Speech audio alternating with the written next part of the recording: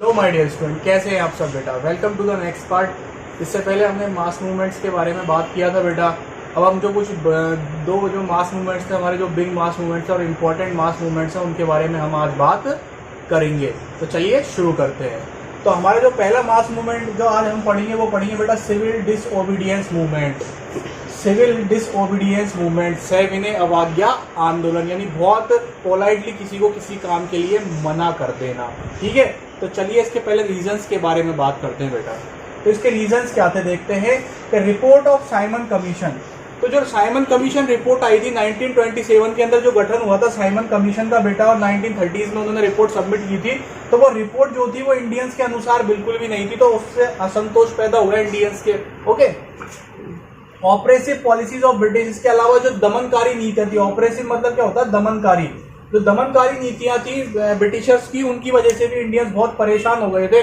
तो ये कुछ कारण रहे थे जिसकी वजह से सिविल डिसोबीडियंस स्टार्ट किया गया था। अब आइए इसकी स्टार्टिंग के बारे में हम बात करते हैं। देखिए, तो इसकी जो स्टार्टिंग फेज बताई जाती है वो चालू हुआ था बेटा 12 मार्च 1930 को स्टार्टिंग बताई जाती है। किसके बारे में? सिविल डिसोबीडियंस के बारे में। चलिए, टू गिव कंप्लीट स्वराज्य, कि हमारे भारत को कंप्लीट स्वराज्य ने पूरी तरीके से पूर्ण रूप से आजाद करने के लिए, खुद का स्वराज्य स्थापित करने के लिए गांधी जी ने ये प्रपोजल लेकर आए थे। और इस प्रपोजल के अंदर क्या किया था, उन्होंने एक प्रोग्राम चलाया था। उसके अंदर क्या था, अंग्रेजों ने हमारे ऊपर क्या किया था, नमक बनाने पर प्रतिबंध लगा दिया था बेटा। तो गांधी जी ने उस प्रतिबंध को तोड़ा था। तो कैसे तोड़ा था देखते हैं अपन।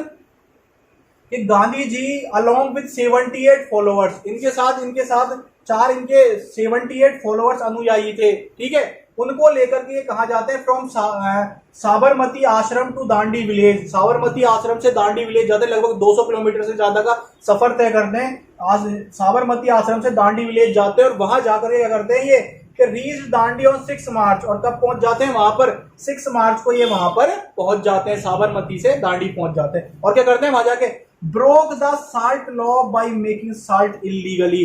इलीगली क्यों? क्योंकि सरकार ने बैन लगा दिया, अंग्रेज सरकार ने, कि नमक बनाने पर प्रतिबंध है। वहां जाकर गांधी जी ने जाकर दांडी के अंदर क्या बनाया, नमक बनाया और इस बैन को तोड़ दिया वहां पर जाकर। ठीक है, तो ये तो था स्टार्टिंग फिर सिविल डिसोबीडियंस का। आगे चलते हैं, अब आते हैं इसके प्रोग्राम्स, यानी इसके अंदर गांधी जी के द्वारा क्या क्या निर्णय लिए गए थे और किन किन चीजों को फॉलो करने के लिए उन्होंने कहा था। तो पहला चीज क्या आ रही है, break law by making salt. तो पहला काम तो गांधी जी ने ही कर दिया था। उन्होंने दांडी में जाकर क्या बना दिया था, नमक बना दिया था वहां जाकर, कि अब हम नमक बनाएंगे। इस कानून को उन्होंने तोड़ दिया था, पहला काम। दूसरा, बॉयकॉट फॉरेन गुड्स, विदेशी कपड़ों का क्या कर देंगे हम, बहिष्कार कर देंगे। कपड़े ही नहीं, जो सारी चीजें विदेशी अंग्रेजों के द्वारा जो अपने भारत में लाई जा रही है, हम उनका प्रयोग नहीं करेंगे। ठीक है, चलिए, धरना on liquor shops by women's. और पहली बार क्या हुआ, विमेंस ने भी बढ़ चढ़कर योगदान लिया इसके अंदर।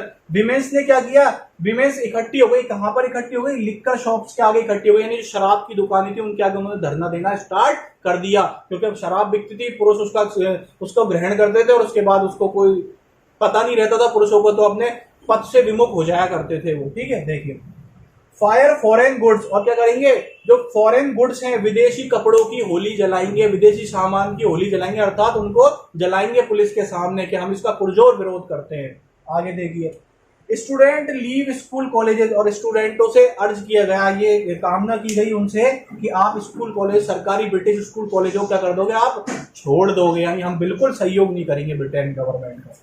फिर कहता है टू अर्ज गवर्नमेंट एम्प्लॉयज टू रिजाइन। और जो सरकारी महकमों में लगे हुए हैं, जो सरकारी ऑफिसेज में लगे हुए हैं, उनसे भी गांधी जी ने ये याचना की कि आप उन पे से क्या कर दें, रिजाइन कर दें, उन पोस्ट को छोड़ दें। यानी अब हम पूरे एकजुट होकर के इस पूरे विरोध को करेंगे। समझ में आया आपको? चलिए आगे चलते हैं।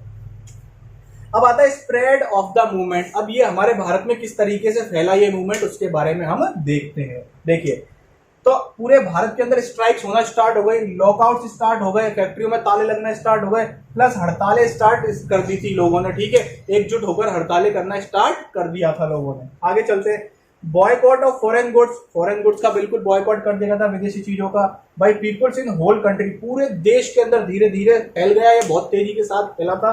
और पूरे देश के अंदर, हमारे के अंदर ब्रिटेन से जो चीजें आ रही थी, विदेशी जो चीजें थी, उनका बहिष्कार कर दिया गया बेटा। ठीक है, देखिए आगे, women participated it in large number. कहते हैं पहली बार हमारे यहाँ पर जो सिविल डिसोबीडियंस मूवमेंट हुआ इतने बड़े आधार पर हुआ कि इसमें महिलाओं ने बढ़ चढ़कर हिस्सा लिया, उन्होंने धरने दिए, ठीक है। और इसके अलावा क्या हुआ, 60,000 peoples went to days jail, sorry, तो 60,000 लोग कहाँ चले गए, यहाँ पे जेलों के अंदर चले गए। बहुत बड़े मूवमेंट में, इससे पहले तो हमने 20,000 30,000 ही देखे थे, लेकिन पहली बार इतनी मात्रा में लोग जेलों में डाल दिए गए थे। आइए आगे बात करते हैं।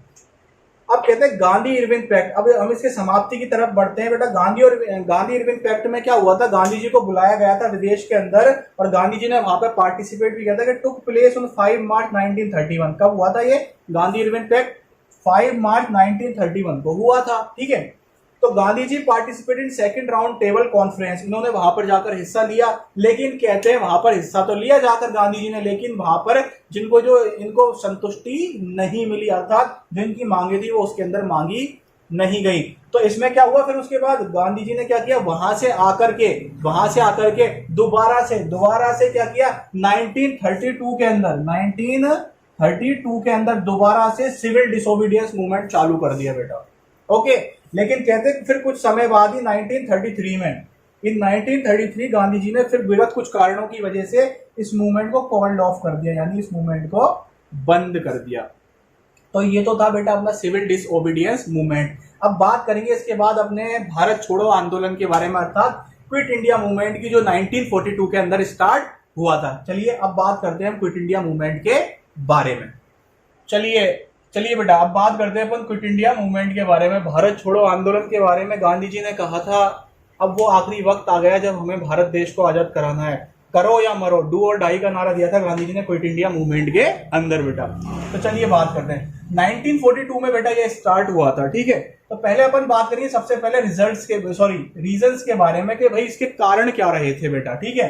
तो इसके कारण देखिए, फेलियर ऑफ क्रिस्ट मिशन, जो क्रिस्ट मिशन हुआ था तो गांधी जी उससे बिल्कुल असंतुष्ट थे। जो उसके अंदर बातें की गई थी वो सक्सेसफुली लॉन्च नहीं की गई अंग्रेजों के द्वारा बेटा, तो इसकी वजह से भी यहाँ पे फेलियर माना जाता था क्रिस्ट मिशन को। फिर बात करें fear of Japanese attack.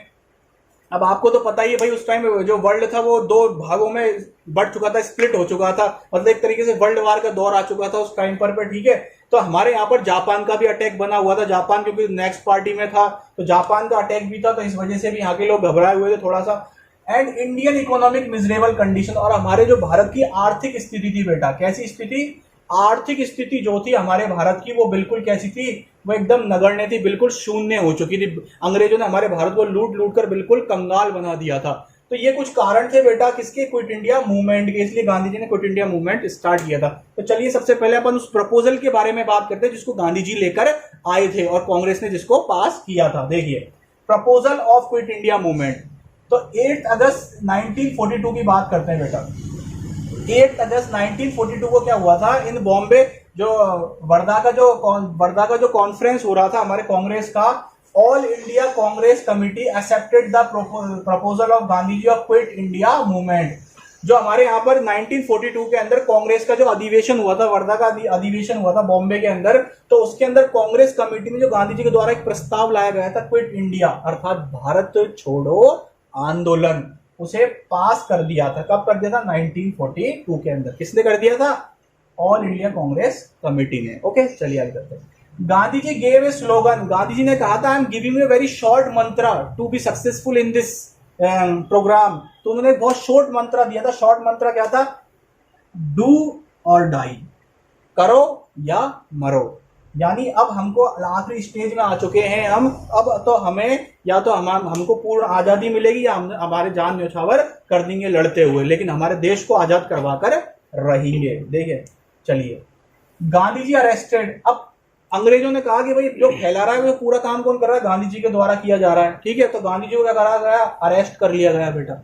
Very dangerous situation. And Congress committee was band, और कांग्रेस कमिटी जो अंग्रेजों के द्वारा ही बनाई गई थी, ठीक है, उन्होंने कांग्रेस कमेटी को इलीगल घोषित कर दिया, कांग्रेस के ऊपर बैन लगा दिया कि ये कमेटी ही क्या है, इलीगल है, लॉफुल एक्टिविटीज नहीं करती है, ये इलीगल है, ठीक है। तो ये काम हुआ बेटा, तो ये प्रपोजल आया था अपना। इसके बाद चलते हैं अपन स्प्रेड ऑफ द मूवमेंट। अब बात करते हैं हम कि ये पूरे भारत के अंदर क्विट इंडिया मूवमेंट किस प्रकार से फैला था। तो देखिए जरा, नो फिक्स्ड प्लान कहते हैं इसका कोई भी प्लानिंग नहीं की गई थी, केवल प्रपोजल लाया गया था गांधी जी के द्वारा, ठीक है। तो इसका कोई भी फिक्स्ड प्लान नहीं था। लेकिन जैसा गांधी जी ने कहा था, गांधी जी ने कहा था क्या, गांधी जी ने कहा था कि भाई do or die, this is the last situation. तो जिस प्रकार जैसा लोगों ने सुना ऐसा ही उन्होंने वहां पर अपना प्रत्युत्तर दिया, उसी प्रकार से रेस्पॉन्स किया। देखिए आगे, तो इसमें क्या किया गया भाई, स्प्रेड जब ये फैला तो लोगों ने क्या क्या किया, तो सबसे पहला काम क्या किया गया था, पीसफुल स्ट्राइक्स। लोगों से अपील की गई थी, गांधी जी को नॉन वायलेंटली अपने काम करते थे सारे, तो उन्होंने कहा था कि पीसफुल स्ट्राइक्स करेंगे हम, तो पीसफुल स्ट्राइक्स किए, ठीक है। पब्लिक असेंबलीज, लोगों ने पब्लिक ने क्या अपनी असेंबलीज करना स्टार्ट किया, पब्लिक ग्रुप मीटिंग्स स्टार्ट हो गई, वहां पर सभाएं होने लग गई। रिफ्यूज टू पे लैंड रेवेन्यू, और जो भूमि कर लिया जाता था अंग्रेजों के द्वारा उसको देने से क्या कर दिया गया, मना कर दिया गया बेटा। आगे देखिए, and non cooperate with the government, और सरकार की हर चीज से क्या करेंगे, हम नॉन कोऑपरेट करेंगे, यानी सरकार को हम किसी भी प्रकार की मदद नहीं करेंगे, नॉन कोऑपरेट करेंगे, कोई भी सहयोग नहीं करेंगे, असहयोग करेंगे, ठीक है।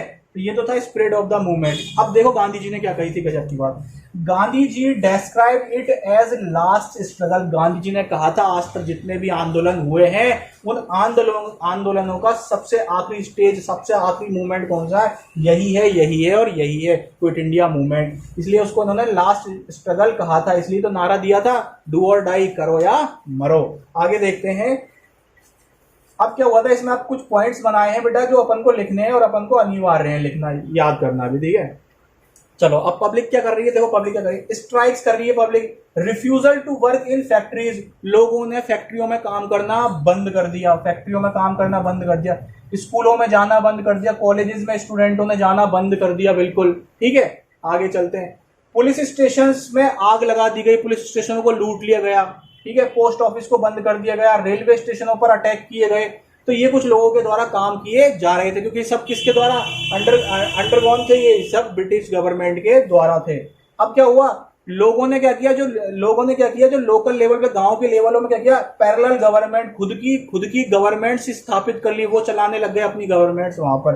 Parallel government established at local levels by revolutionaries, तो रिवोल्यूशनरीज ने क्या किया, अपनी खुद की गवर्नमेंट, अपनी छोटी छोटी गवर्नमेंट स्थापित कर ली और अंग्रेजों को गांव में घुसने से मना कर दिया उन्होंने, ठीक है। चलिए अगला पॉइंट आ रहा है, सोशलिस्ट पार्टी। अब वहां पर क्या थी, एक सोशलिस्ट पार्टी थी, वही जो उसके नेता थे, और उनमें सबसे प्रमुख नाम किसका, जयप्रकाश नारायण। इन्होंने बहुत प्रमुख योगदान निभाया था इस आंदोलन को आगे बढ़ाने के लिए।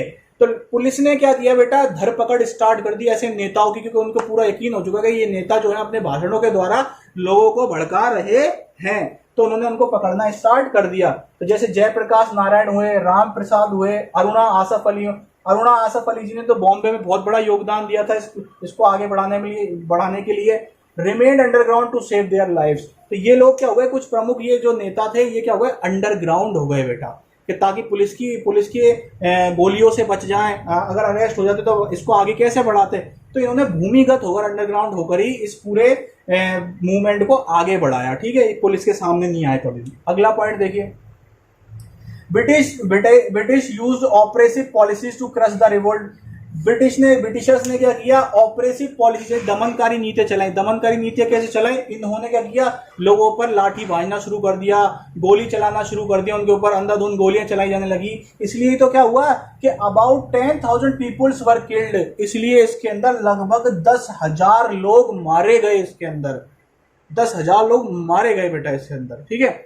अब ये तो था अपना पूरा क्विट इंडिया मूवमेंट। अब इसके बाद बात करेंगे अपन रिजल्ट्स के बारे में। तो देखिए रिजल्ट्स क्या हुए इसके, तो दो प्रमुख रिजल्ट्स हुए कि this movement paved the path of Indian independence, और इसी मूवमेंट ने क्या किया, भारत को आजाद करवाने में प्रमुख भूमिका निभाई, रास्ता क्लियर कर दिया भारत के आजाद होने का।